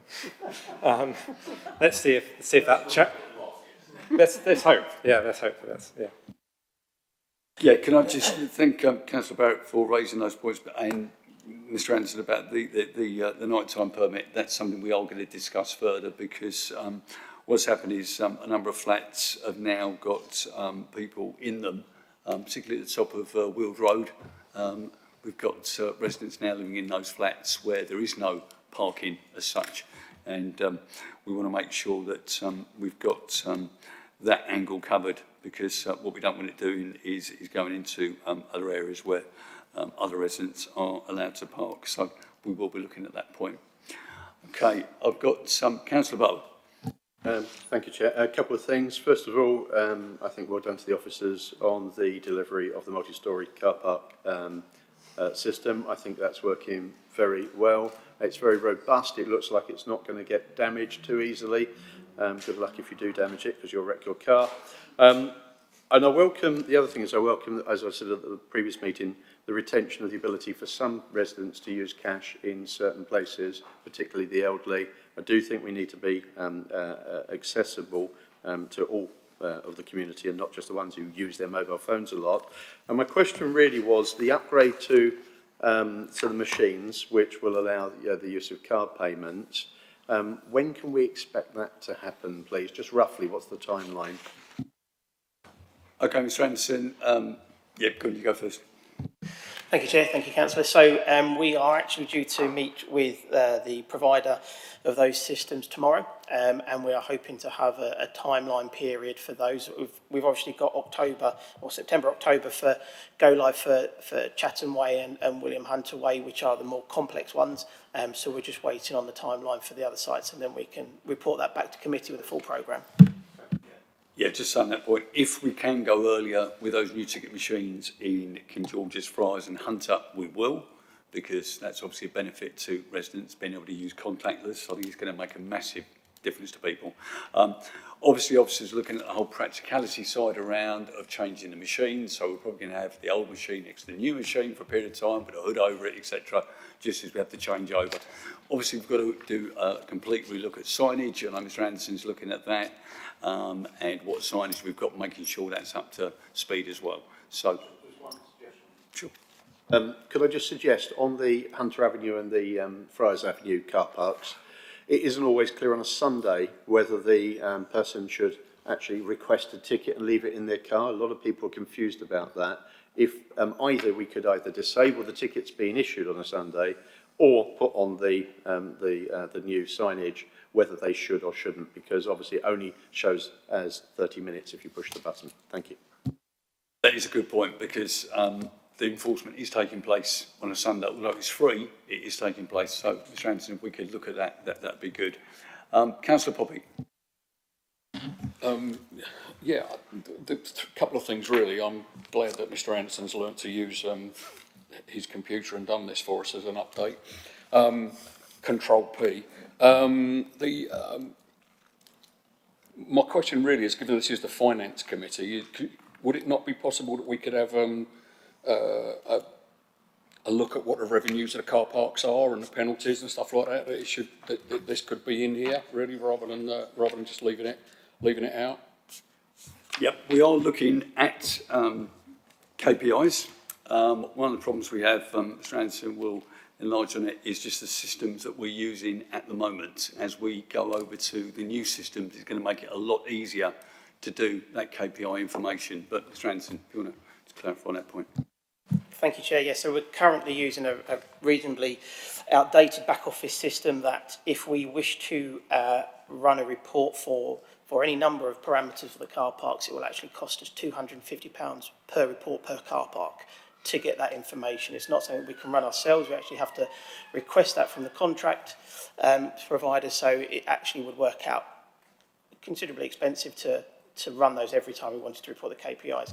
The new system that we are going for, which is currently being developed in anticipation for the ANPR system going in, will allow us to do that ourselves remotely without any cost. Okay, I've got Councillor Worsfold next. Thank you.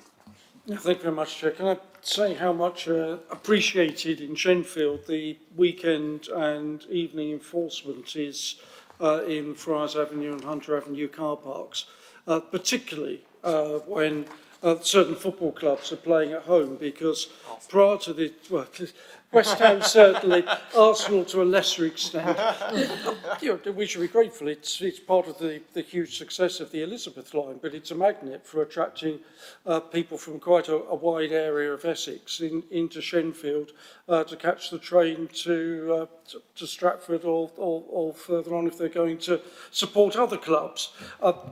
My plea is, when it's reviewed in October, whenever it's going to be reviewed, can we please prioritise maintaining that weekend and evening enforcement in the Shenfield car parks? Because if we don't, then local people will not be able to park there to go to the shops, and the businesses in Shenfield will suffer as a result.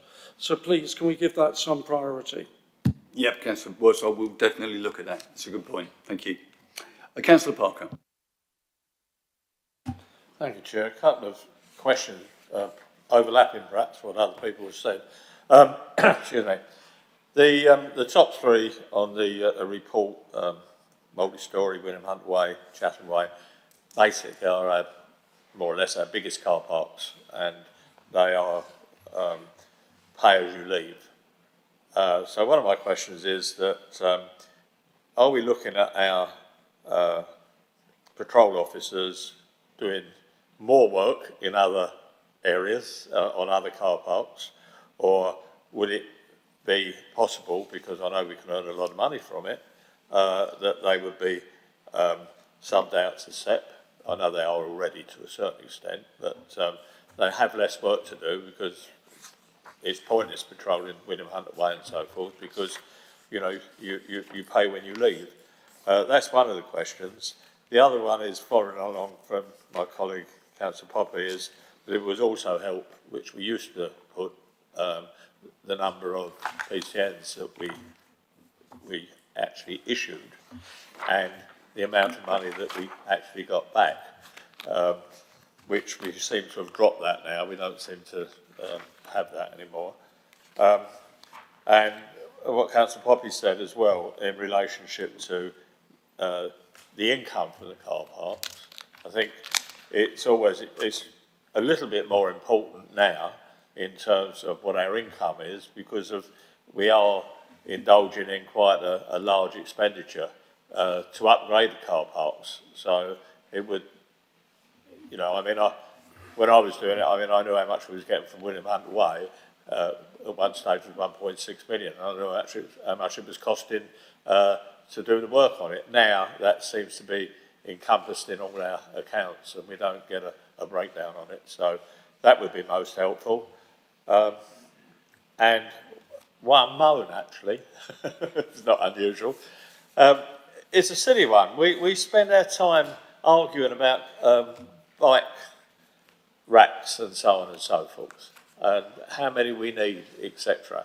Now, as far as I'm concerned, our car parks are there to help our public, but we also earn money from it, and if we can make the most use of it with the number of car parking spaces, and then on Hunter Avenue, we always had a bit of a problem how we was going to accommodate motorbikes. I think we have now. We've got a little spot for them. But I've been there about 20 times. I've counted it on purpose because, and the cycle racks in William Hunt Way, in Hunt Avenue, are never ever used. There's never a bike in it. You've got this big square of cycle racks, stands in the corner, it's parked at least 3 cars, if not 4, or for motorbikes or whatever the case may be. It's never used. We've got racks outside down the steps that get used and so forth. The only bike I've seen in there, which when I first took notice of it, was one that had all the wheels taken off, the frame was bent, and there was a padlock around it. That eventually disappeared. And when that went, there's nothing. Every time you visit that car park, that cycle rack is empty. So are we wasting parking spaces by having that there? It just gets cluttered up with dirt because it all blows in around the railings and so forth. It just seems a waste to me, and perhaps we would look at that. Thank you.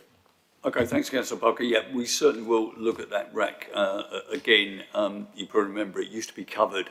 It used to have some covering over it, and then it got obviously vandalised, broken, whatever. As you know, the Shenfield Station racks are very, very heavily subscribed. So it's sort of sublime to ridiculous, really. We've got no bikes in there at all. I was down there today, and there wasn't a bike in there at all. I think on the whole financial reporting side, it's something that we are going to address in terms of KPIs, in terms of more information. We are looking at the situation between now and October. Obviously, once we get this new system in place, my understanding from talking to Mr Anderson, it's going to make it easier for us to do that. We do have that info that you've referred to before. I think in the budget outturn report, I think there is a reference to regarding car parking revenue, David, and it comes under the clean and green section, yeah, where we've got an increase in income overall around about 300,000. So about 300,000 up on where we were before, which is quite an increase, bearing in mind we froze car parking charges this year, bearing in mind we have now got free Sunday car parking. So the fact that we're not getting that extra revenue in, but we've still got a £300,000 increase is a positive move. But I agree, we need to look at the KPIs. So, Stuart, if we can, that'd be great. I don't know if there's anything else, Stuart, you wanted to answer in terms of what Councillor Parker raised. I'm happy to come back to members of the committee after the meeting with just an update on PCN numbers that have been issued and income generated from that. That's not a problem. The bike rack, quite happy to have a look at that as well. We'll move on. That's all the questions I have down. Okay, thanks for that, and thank you, Stuart. And please pass on my thanks to Carol for the great work that she and her colleague do as well. I think it's taken for granted often, but we do appreciate it. Right, item 10 is the budget outturn report. This report begins on page 3 of the supplementary agenda. We also have an amended version of Appendix B, which is being tabled tonight. Just on Appendix B, those sharp-eyed ones of you, and I know we have a number of very sharp-eyed members, Councillor Hurst, may have seen under item 8, there was no explanation. So we had under item 8 on Appendix B, just a figure. So we've got an explanation on the amended version of that report. Ms Dickinson, do you have anything to add? Thank you, Chair. I'll just give a summary, but to start off with, I'd like to say a big thank you to Sarah and the team for producing the outturn before the end of June, which is quite a bit earlier than it has previously, and definitely compared to last year. There's pretty much an underspend in each area. So in the general fund services, there's an underspend of 1.33 million. And then there's an underspend in capital, which is a slightly different underspend. You would rather have spent to budget, but there's a number of reasons behind that. And then there's an underspend in the HRA. And then just specifically on the services, there's a slight overspend there. That's due to towards the end of the financial year, Childerditch was sold, and there was a reduction in rent. And that the budget was left as it was the budget was left as it was, and so there was a slight overspend there. But if the budget had been moved to non-services where the rent had become interest income, then there would have probably been around about a break even for services. And there's the big underspend in non-services was predominantly due to interest and MRP. There's one big adjustment from 23-24 in the report, which is based on the account and the outturn for the previous year, where there was an 800,000 adjustment that had to be made around the collection fund. That's an issue that was raised by one of the officers, and we're currently reviewing the approach to the collection fund. It's a little bit of a complicated area in local government finance, but we've got some support from SIPFA, and we'll be looking to strengthen that area going forward. Happy to take any questions. Thank you, Ms Dickinson. I'd like to move the recommendations that we have before us on page 3. Do I have a seconder? Yes, I will be happy to second both recommendations. Okay, thank you. Can I start by thanking David, Sarah and the finance team for this report. I remember our first meeting that we had last year, we did not have a finance item on the agenda, which for the Finance and Resources Committee is always tricky, yeah, because where's the finance? So that has been rectified this year, so well done to the officers. I know a lot of work's been put into doing that. A couple of observations that I would make is that on 6.2, page 11, we talk about the allocation of the 1.373, which we're moving to earmarked reserves. And there's a breakdown there on the earmarked reserves. A number of councils are obviously allocating money for the LGR review, which is what we're doing there. We've also got some money set aside for sale, some money for the investment reserve to fund the capital programme, 250 for the planning reserve, in addition to the 100 that's already in the budget, and 323 to the general reserve to be used to fund in-year growth proposals. What I have said on the reports, I've said to all the chairs of various committees, obviously they should own the finance on their committees, so it's important when they're reviewing finance with their officers, they go through different earmarked reserves and different underspends and overspends. They have some ownership of it. It doesn't just come round at budget time, it's an all year round thing, and it's important that everyone has a handle on what is happening with the finances in their particular department. So I'm going to open it up to members. I've got Councillor Gareth Barrett to speak first. Thank you, Chair. Indeed, as you say, it is very good to have a finance report at the Finance Resources Committee, and also one with actual figures rather than estimates. So it is a massive step forward, and I thank the finance team for that. It is actually good to have what we've got, to have it clearly, have it both, not just the figures, but also the narrative very well written. It is really helpful. It is somewhat annoying when I want to be pedantic about things, when it's written well, but nevertheless. Also, I want to highlight within it a couple of things that I think are really important. When there's terminology in local government of overspend and underspend that isn't always helpful and where things lie or don't lie. But the first to highlight really the success of the decision that the vast majority of us agreed to around Childerditch, the extra £2.407 million in interest, the reduced MRP, all incredibly positive elements and outcomes that give us opportunities to make choices in the future. In turn, it's worth noting this is the first time that we can actually publicly reveal the price we sold Childerditch for, because it's in a public report, and it gets us out of challenges we had repeating it, so we can say that we sold it for £86.55 million, and worked out as, after costs for us, £84.1 million on an asset we bought for around £59 million. So that's a pretty good return in less than three whole years. So well done to the assets team, well done to the finance team, well done to our legal team, and also well done for Mrs. Barnes for taking a holiday at a very convenient moment when the asset was being moved on. Alongside that, on page 12, it's also worth highlighting, as we look forward, the benefits of this decision and what we can do with it. 7.2, what we all worked at in the prior council earlier in the year about reducing general fund debt, and also other changes we made in that area that are still confidential at this stage. But to be clear, the £23 million of capital receipts that are now being assigned to the key priorities of the Baytree Centre, the Brentwood Centre, and the depot. They are all elements that are in our work plan for asset projects and strategy, but it's worth highlighting that it's the quantum we are looking at, and we are able to invest that because of strong asset decisions made, well-managed assets, and of sensible investment, and a really well-managed disposal in a very short period of time that maximise the value for our residents and our taxpayers. Thank you. Yes, thanks, Councillor Barrett. Yeah, now I also sit on your committee. I have seen your forward plan, and I'm delighted, obviously, you've got those items coming forward with the business cases, and I think that's obviously going to take the next stages forward on each item, so we can get things happening there. Councillor Hurst.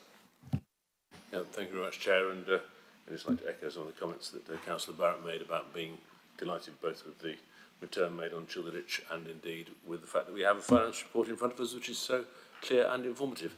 So thanks all. A couple of points I'd just like to raise, and yes, I am a little envious with the outturn here, having in my other role just had to endorse the Chief Constable making 65 people redundant. There are an awful lot more pressures on other parts of the public sector compared with the very commendable outturn here. We had £1.5 million taken away from the Fire and Rescue Service for the 25-26 budget and given to local government. There you go. Can we get back, please? Because you've got it here. Just so, wanted recommendations about putting it into the general fund. I'd really rather. No, you know I'm joking, but it is just worth remarking what a good situation this council is, and we are not alone across the county. This is not a rare occurrence. There is quite a lot of money in local government right now, and I think we just need to be very careful about how we spend it and what we do with it. To that point, I would just say with a favourable variance of 1.373 million on the general fund, we kind of saw that happening last autumn, and I'll remind you of the conversations that we had around the pernicious reduction in winter fuel allowance that the central government was putting at that point, and the opportunity that we would have, given our underspend, our arising underspend, to mitigate that and compensate the elderly people in our borough from that harm. I think we now have to recognise that with the government having made a clear U-turn on that and wanting to restore the winter fuel allowance, we have a missed opportunity there, and we could have afforded it. I'm sorry to have to make that point again, but I think it's really quite an important one. Can I finish? Yeah, sure. So there are some other significant underspends here. So 2.26 million on the general fund capital position which is effectively a quarter of what we intended to spend. More than half of the HRA capital position not spent, and indeed a favourable variance on the HRA itself of over £1 million. On the latter point, my question is that because we have managed that fund better, given the squeeze that we can see coming on it over time, or is that an underspend where we haven't delivered the service to our residents that we had intended to? Probably a bit of both, but I'd be quite interested to have an officer response on where we are with that. And similarly on the capital positions, given that that is a large percentage both of the general fund and of the HRI that we have not spent, what impact is that having on the services that we provide both to the broader public and to our housing residents, please? Right. Well, I'll answer a couple of points to start with, then I'll refer to David Dixon. With regards to having a special fund for the winter fuel, that was a deliberate policy that we made as an administration. We decided against having a specific fund, and we were very clear about the reasons why on that, because if you start with a fund like that, and then if you pull it, it's then seen as a cut by residents. Our view that we took was we were going to focus our monies, our energies on the signposting side of things. I wouldn't say we had a crystal ball and we knew the government were going to do a U-turn, but I think we were obviously surprised when the government did what they did. I think the fact that they have changed course, I think, if you like, in my view, validates our position in terms of what we did. That's my personal view. We've got different views there, councillors. That's my view. If I may, we will continue to differ on that, Councillor. Yeah, no, we will. But we had a clear position. We were supporting residents. We were signposting residents. We've got a dedicated officer from the Revs and Bens department who's focused on Brentwood and reaching out, and we're doing much more reach out work than we've ever done before. And we've had presentations on that in the past of what we're doing there. But that's what we decided to do there. I mean, in terms of slippage, with respect to you guys, I mean, I was on the policy committee, finance committee for many years. I mean, the slippage on capital and HRA, you know, let's be honest, we've had it year after year after year, and various administrations have come up for reasons for slippage. The officers will obviously give us some reasons tonight, but it's not slippage that's just suddenly happened. We've always had slippage on the capital programme. This, compared to some other years, is minuscule. We've had some massive slippage on capital. But, Ms Dickinson, if you've got any comments on those slippages, that'd be quite useful. Thank you. Thank you, Chair. So just on the HRA, so it is a mixture of, it was a lot to do with timing. So spend in the Q4 was lower, and then going into Q1, there's going to be an acceleration, and the Housing Director is focused on that. There's a little bit around the capital programme as well. If you spend less, then there's less interest costs, so there was an adjustment. It's going back to item 8, and that was slightly, that was a bit lower. Section 9.3 provides a good summary, so there's a few other items. There's an underspend. Well, there's an outline of where the spend will go probably in the year, which is bringing forward replacements of lifts, replacement of current fencing on the waiting list. So there is a plan to spend that money. It was a mixture of working well. There were less voids as well during the year, and so it was just accumulation that led to the underspend as at 31st of March. But going into Q1, there will be likely to be an acceleration, and there's a plan for that spend. And then on the capital side, so there's some big projects, and those big projects have been discussed quite a bit, Bay Tree and SHDP, and those are, it's again a bit of timing. They progressing well, I think, but there has been a delay over the year, which has then pushed those back into, slipped them back into subsequent years. Great, thank you for that, Mr Dixon. I'm just going to move standing orders conscious of the time. We're nearly at 9 o'clock, so all those in favour of moving standing orders, please show. Thank you. So I've got Councillor Barber to speak. Councillor Barber. Thank you, Chair. Thank you to Mr Dickinson and the team for the report, which is very comprehensive. Couple of things. Obviously, I'm sure Councillor Barrett did mention, to mention it, but obviously the surplus on the Shoreditch acquisition was only because the previous administration purchased it at the right price. But it's good. I voted to sell it, and I think it's that capital receipt is very welcome, and cross-party, it will be well applied. My real concern, obviously, is the moving of the capital items between the different calendar years. We do seem to love to delay things in the council, and I understand there are very good reasons to do so, but I'll make 2 points. I have actually a lot of confidence in Councillor Barrett and Councillor Dr Barrett delivering both the strategic housing development programme and both the Bay Tree redevelopment, so there we don't differ. But I do think that we need to have real clarity, as these are massively expensive projects, and we need to have real clarity on delivery dates and expectations. And can I perhaps invite you to use the council's magazine, although you wouldn't expect me to say that, would you? Perhaps to have a timeline on these projects in the next edition of the magazine, because if you are an average resident and you weren't able to sit through the pink section, going through the detail of what was planned for the Bay Tree Centre, and you saw tonight, you were watching this tonight, about how much money is going to be spent in the future on these projects, I think you'd want to know the detail, and I think you should use the magazine to leverage the communication with the electorate.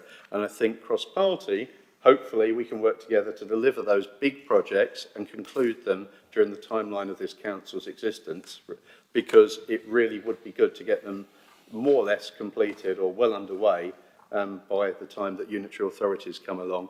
But thank you to the officers, thank you for the report, and I say all those things trying to be constructive, but I do think dates need to be shared with the public about how we're spending millions of pounds.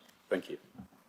Thank you, Councillor Barber, for those constructive comments. All I would say is I seem to remember some of us asking something similar when you guys were running the administration, and I think your concern was that you might be held hostage to fortune should those dates slip, because you were probably gently reminded in one of your leaflets that we've missed the target.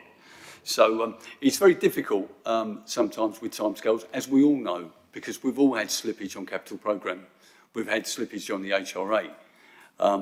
There's outside circumstance. If it was just down to the council, it would be quite helpful sometimes, but it's not. There's lots of different factors. Councillor Barrett, I don't know if you want to mention on that point, but I'm sure you had some other points as well, but you had your hand to speak. Thank you. Thank you, Chair. I just wanted a few points to return on. To Councillor Hurst's earlier point on HRA, it's important realising there's a few items that are mentioned in the report, but also quite interesting. In terms of repairs and maintenance, a fair amount of repairs and maintenance is budgeted for effectively restoration of voids, and in turn, when the two things happened, that you can find from the Housing Committee agenda in minutes, is that we had considerably less voids last year, so there's less of these moments, and when voids did appear, they were actually in a better condition than they have been historically, because there'd been more active management of the sites in the lifetime of the tenant. So that's a really, in some ways, it's a really positive thing. And the other thing of note in there is it talked about the recharge to the general fund from the HRA is much lower. The HRA had and it was probably the interesting battle between Councillor Kendall and Councillor Dr Barrett, potentially Councillor Mr Davis has left, in terms of what's the actual appropriate value for the HRA to be paying the general fund for services that are used, etc., accounting for it. Actually, the HRA being quite tight with the general fund. Right now we have the money for it, you can kind of balance it over the term. Actually, it's a good thing for those tenants. So we have to also consider that in that context. True, there's more detail to it. Capital programs have challenges there, I grant you. But I think it's a couple of items there is it's not always black and white. And actually some of this is a good news. We're managing our stock better, managing costs lower. So there are some good news stories there as well. In turn, I think Councillor Barber meant the strategic public realm scheme that we were talking about, the assets and projects strategy committee meeting. But in general, to Councillor Kendall's point, we can't give exact dates and guarantees, but I think it would be very sensible to communicate our plan for phasing and introduction. But I think there's an argument for that we do that once we have the next stage of the reports back, which should be in September and November, October kind of period, etc. So the one that's possibly for Christmas may not be a bad window for that. But I don't, in turn, want to put something in a magazine that I haven't told members first, because I think that would be in many ways worse than telling the public. Do you know what I mean? It's that balance, if that makes sense as well. Thank you, Councillor Barrett, for those comments. Councillor Poppy. Thank you, Chair. Can I just agree with everyone's comments earlier about the fact that this report has got something in it and it has got numbers in it, which, you know, last year we got used to budget updates that had no update at all. It was quite ridiculous. We did get, obviously some people did get used to it. Yeah, I didn't, unfortunately. And I agree with Councillor Hurst. I find an underspend worse than an overspend. I really just don't like it, because it just looks on the face of it that we're not getting on with stuff. We're not actually, the residents are actually losing out. But my question is, really for your chair and Mr. Dickinson, are we going to update the budget for the Childerditch stuff, because the budget was all done before Childerditch came along? So is there going to be a new budget before the end of the year? Mr. Dickinson. Not a new budget, a revenue budget, but there will be for capital. We just there's that 23 million set aside from capital receipts, subject to business cases coming up, and then there will be a review of reserves currently. So the reserves, there's going to be just a review of, are they fit for purpose? Are they still required? And then there'll be a report coming back probably in September covering that, and that might free up a bit of the revenue. But as far as the actual having a new budget, no, there won't be for the revenue side. Okay, thank you, Mr. Dickinson. Councillor Tim Barrett. Thank you, Chair. I think my colleague actually said a lot what I was going to say about the HRA, but I would say actually some of it is good news. And I think we can move things forwards. We can bring forwards into this year, such as replacement of lifts and the fencing that we'll bring forward this year to make our capital investment programme, our programme of repairs to an earlier stage. I mean, what we found is, obviously, if you have a properly planned maintenance programme, the amount of money you have to put into reactive repairs goes down. And I think we're actually starting to see the fruit of the labour the last couple of years, where we've actually had that planned maintenance, and therefore things don't go wrong, and we probably eventually will have to start making adjustments accordingly. But at the moment, we're in that transitional phase.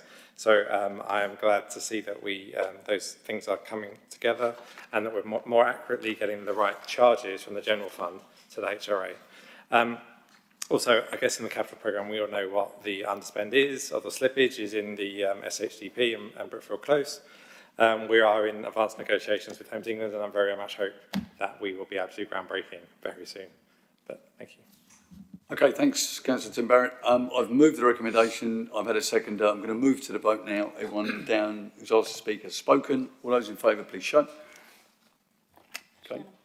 Unanimous. Okay, thank you very much, members. To reorder the agenda, take item 12 before item 11. Is it agreed that we go into private session to discuss this item? Agreed.